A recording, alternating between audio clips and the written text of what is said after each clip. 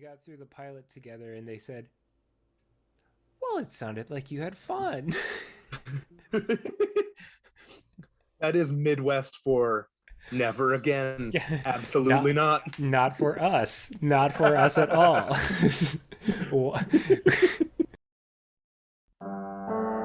Rhyme or free, it doesn't matter to me.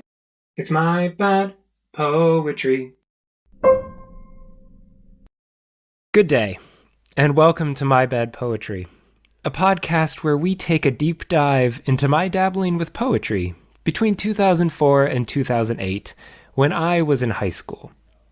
Each week, we hear a selection read aloud for what may be the first time, and we'll examine it for its historical, philosophical, and literary qualities, always asking, why in the world did I write this? Good question. I am dragging my dear friend Dave with me on this journey into my old private journal. Dave, is it weird I never say my name in this intro? A little bit. Yeah. It's very strange that you don't say your name, Thomas. Do you think people are starting to doubt themselves on my name after hearing that? No, absolutely not. Because again, of our listeners, half of them are related to you. I think all of them have been. Yeah, I'm Aaron, by the way. Hi, Aaron. Okay, the poem we have here, it's called Obsession? It's Obsession, but it has a question mark after it. Oh, wow. I had to read the title with the question. Oh. You are really playing fast and loose with these rules of punctuation. I don't know, Dave. This is my longest poem to date. Ooh. And we'll see. Where is the line between love and obsession? When does it change? To love someone with too much passion. Where is the line between love and obsession? Between turn-ons and turn-offs, when one wants someone to needing them. When life changes from living to being driven by one singular cause. Why must love be considered obsession? Is it that they do not know love? Is it that love to them is holding hands? My love is deeper. Where is the line between love and obsession?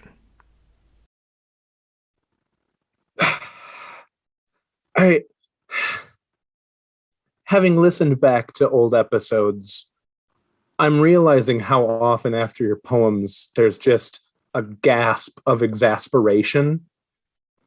And it kind of feels like I'm just holding my breath through the whole poem so that I don't laugh at you. Mm-hmm. A little bit. Yeah, this one felt especially rough. Yeah. Okay, Dave, how do we want to tackle this? Should we look at the structure first? Yeah, pop it up on the good old screen here. I'm gonna need something for you in the editing of this. I'm gonna need some light piano music. Where is the line between love and obsession? When does it change? To love someone with too much passion. From Calvin Klein. Obsession? Right? Oof. Yeah. I mean, can I just say, this is like the theme song of all stalkers. Yeah? Right. That's what kind of scares me. I mean, I have written some crappy poems, some bad poems, some garbage poems. This is cringy on a different level. Yeah. The last stanza is really hitting me. Why must love be considered obsession? Is it that they do not know love? Is it that love to them is holding hands? My love is deeper. My love is deeper. It's real creepy, bud. It's real creepy. I have no defense of this. Um, I I repeat the question 4 times Mm-hmm. to create some stanzas. You're close to a sonnet, like a 13-line sonnet. Oh, really? Hmm. You're at 14 lines, but there are a couple of places where you could combine. Yeah. But yikes. I just don't know where to go with you, bud. I'm trying to be nice. Like I'm trying to set this up as like, hey friend, you really tried with this one, but I'm gonna need to call someone. Yeah. But again, I will say, I think this is a really common teenage thing because everything when you're a teenager feels like, it's either a 0 or 100. Like you don't have in between emotions. You have I don't care, or this is the only thing I have ever or will ever care about. Yeah. You just crank it to 11, whether it's a crush or a friendship or even like a party that you want to go to or some sort of socialite event. Everything feels like it's make or break for you, and Yeah. I'm wondering where that sense comes from. I mean, so much of our media is kind of focused on the high school years, and a lot of times we follow these characters into college, which is already unrealistic that all your best friends show up at college with you, and Right. these high school sweethearts will in fact be your true love and your partner for life. That being said, I mean, this poem is pretty indefensible. There's Mm. little positive that can come from this. Yeah. I am interested because you, while giving examples, you focused on relationship or social ideas. And something I was thinking about was I was obsessed with the TV show Scrubs in high school. Mm. And like, I'm just thinking along these lines as well. I got super into it to the point where I was correcting subtitles online.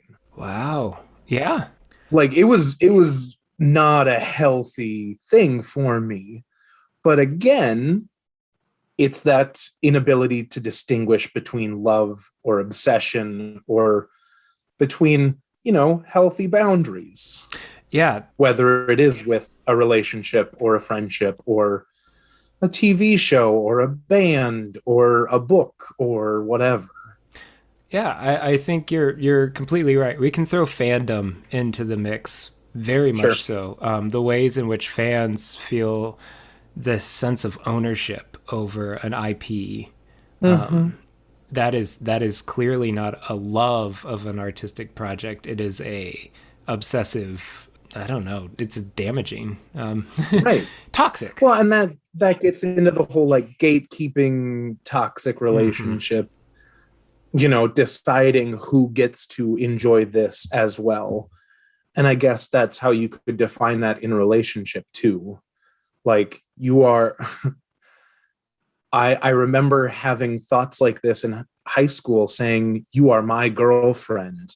You don't get to talk to other boys like that. Mm. And I mean, that is the same level of gatekeeping of toxic masculinity where I did not understand what it meant to be in a relationship, and it felt closer to an obsession than it did to love or even liking. It was just, this is what I'm putting my time into. Yeah, it's almost this sick pride of ownership, of being able Yeah. to claim I have fill in the blank, a girlfriend, boyfriend.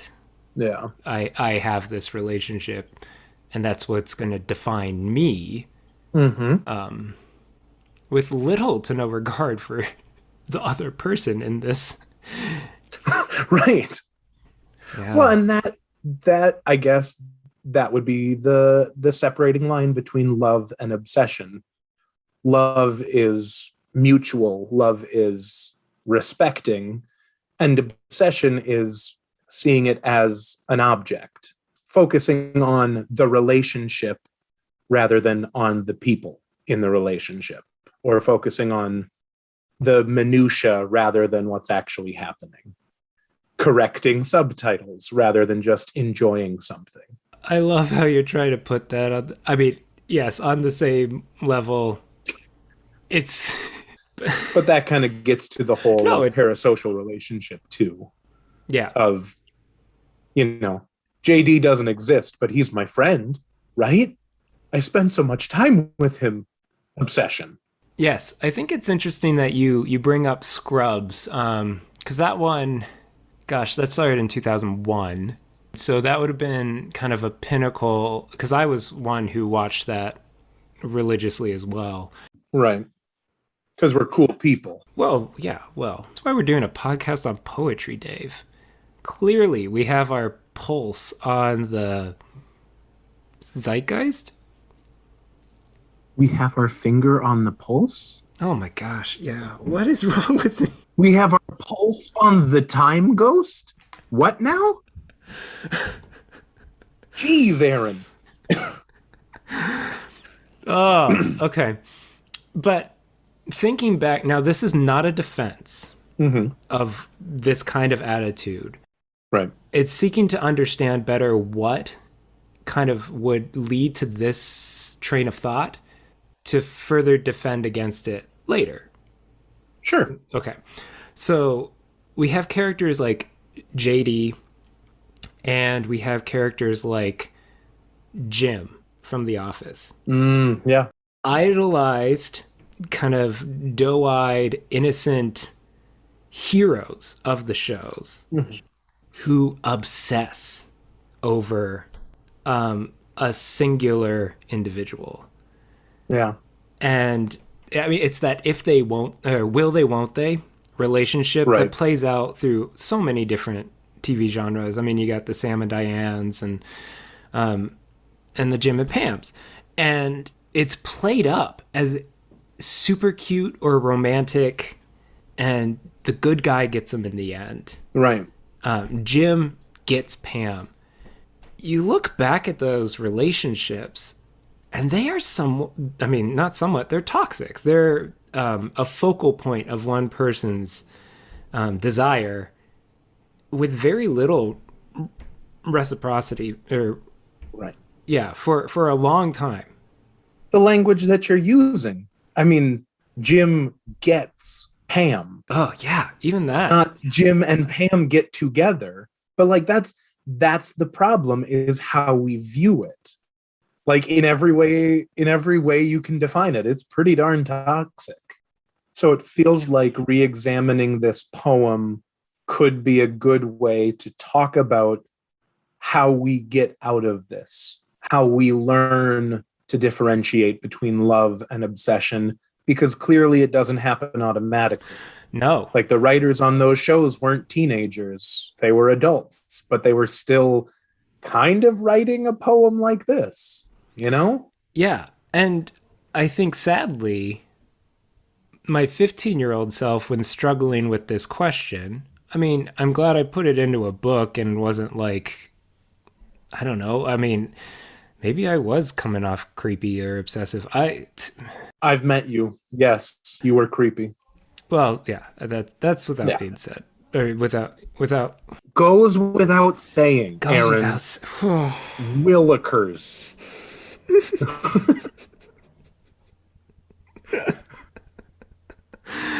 Oh my gosh. Okay.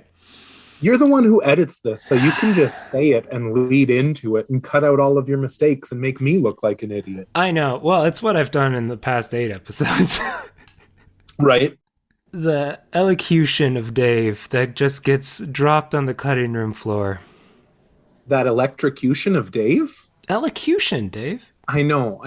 Aaron, it's a joke!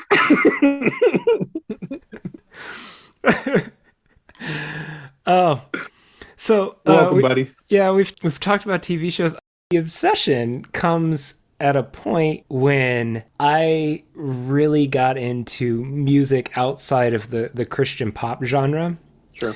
I mean, you can even look back at Reliant K and find notes of this Right. within their work. I mean, mm-hmm is a very emo album.